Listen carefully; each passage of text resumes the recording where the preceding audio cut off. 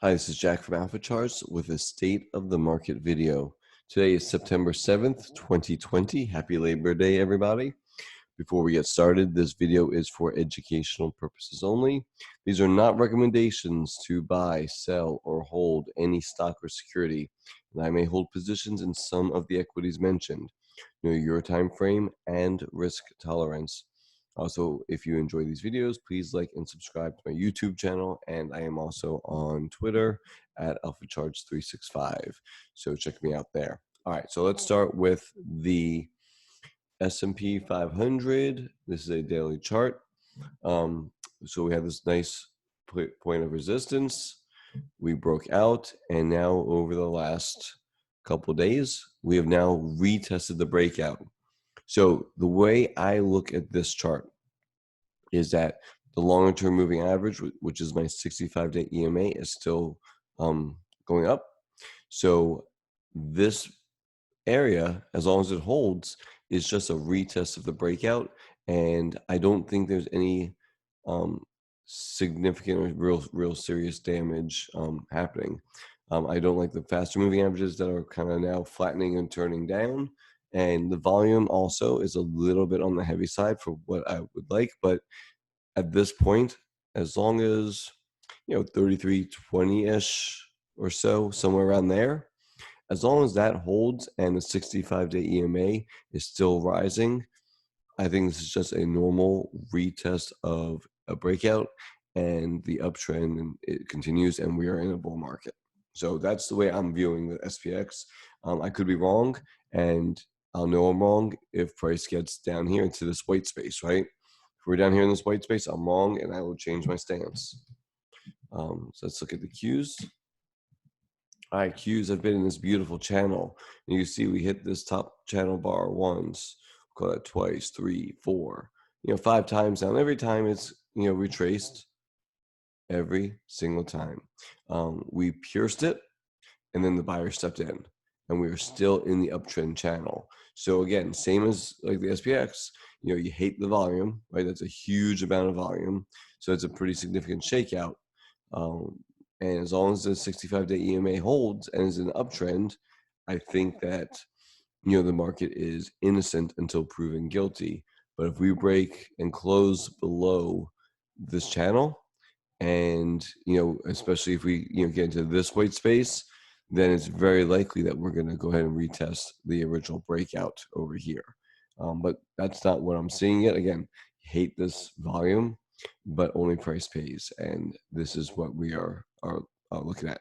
So still in the trend channel, buyers stepped in for the Qs. And so again, one more little thing on this. So this shows that there is institutional support, maybe around the 23-day or the 20-day EMA, which is the purple line is my 23-day EMA. So there may be some institutional support at that level, which would be wonderful. Looking at the IWM, IWM hit this potential area of resistance and did retrace some. So that would be kind of expected. But the uptrend, again, is still intact as long as we close above the 65-day EMA and it continues to move upwards. Looking at individual sectors, XLF, not much to really talk about here on this chart as far as, it looks okay, right? It's kind of making this each pullback is shallower than the one prior, which is really nice. All the moving averages are moving higher, and price is above all moving averages, which is different than you can say for the Qs, right?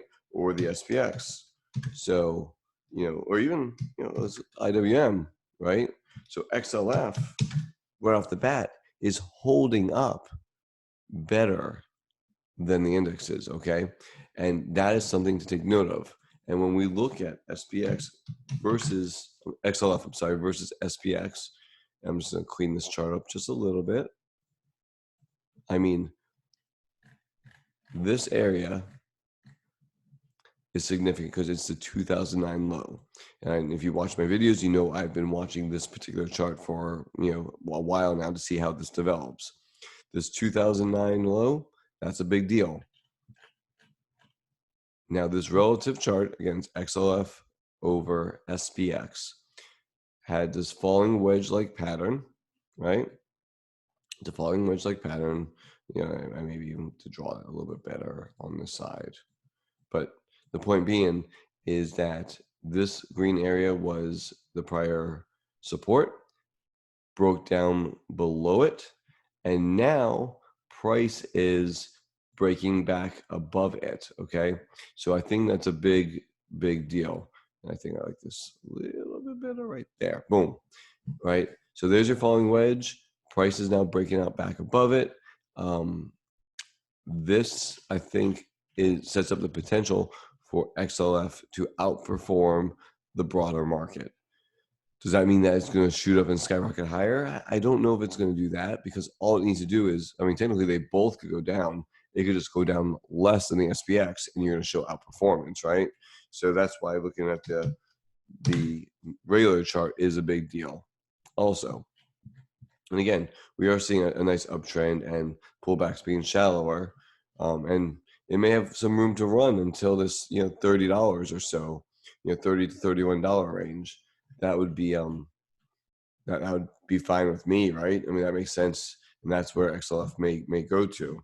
When you look at the big boys, IYG, which is the financial services, that even looks better because, and just going to a weekly time frame, here were the 0607 highs, right over here, and this was a false breakout, big pullback, and now it's trying to get back and retest this area.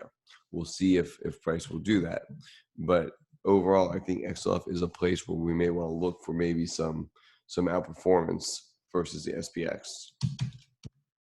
Let's look at the SMH, the semiconductors. Again, we're back on a weekly chart, and I'll switch it to a daily.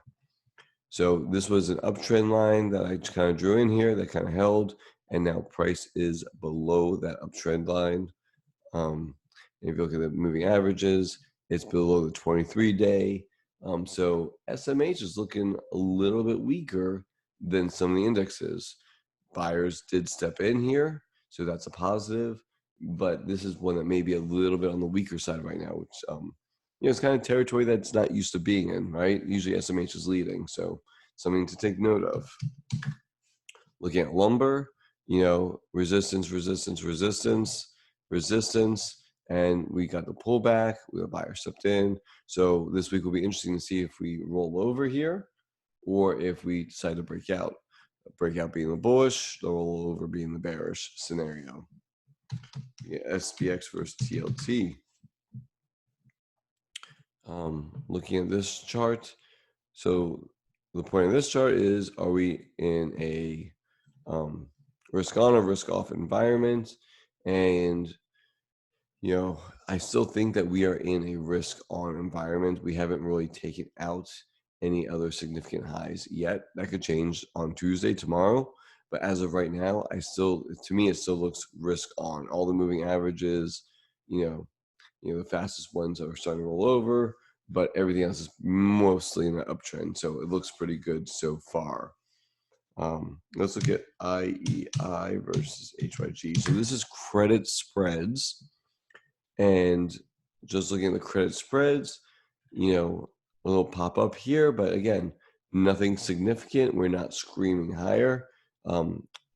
So as of right now, to me, this is still, a tightening of spreads. Would really like to see it roll over here to get this 156, 157 area. But right now there's nothing alarming, in my opinion, about credit spreads. Looking at the VIX, did pop up this past week. But if you look at this as a high, a lower high, and this could be a lower high, I think we're fine. If we take out this 41-ish area in the VIX, I think that could be, more and more volatility will be entering into the market, and that would be probably a negative. But right now, as long as we stay below 41, I think that's fine, and would really like to stay below 34, make a lower high here, but we'll see. Looking at the put call ratio, we talked about the froth, and this froth, historically, when it gets this type of frothy, you get a move going the other way pretty good. Frothy, move. It doesn't have to go like this extreme, right? You could just shake out for a while, right, and then come back. So we got that little bit of shakeout. We may end up in this area or even further potentially. So the volatility does not look like it's over yet. There may be another shakeout, but this could be it too. So the positive is that we got frothy. There was a shakeout. Maybe that's enough. Maybe it's not. Um, you know, took some of that excessive bullishness out of the market. So it'd be fine if this kind of roared right back into this area with me. That's fine. That was just enough um, to shake out the bullishness. Looking at the last chart today, will be value line geometric index.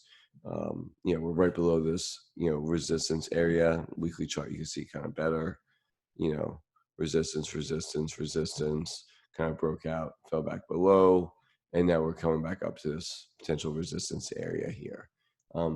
So may have some more room to run higher, then maybe it may consolidate on a choppy area here, and hopefully then moves higher.